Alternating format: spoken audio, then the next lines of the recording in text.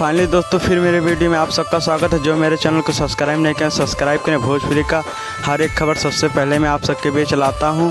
जहां दोस्तों बिना देर के वीडियो को शुरू करते हैं। खेसारी लाल यादव का एक बहुत ही बवाल पोस्टर आया हुआ है जिस गाने का नाम है पत्थर सवर को, जो कि गाना होने वाला है रंग दे बसंती मूवी का।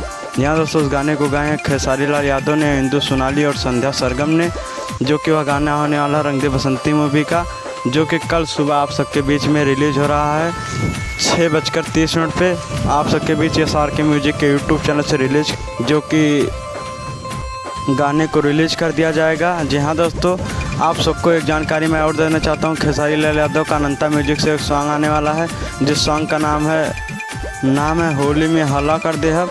जहाँ दोस्तों उस गाने को गाए हैं खेसारी लाल यादव और शिल्पी राज, जो कि वो गाना खेसारी लाल यादव का अनंता म्यूजिक से 6:15 पे रिलीज़ हो रहा है।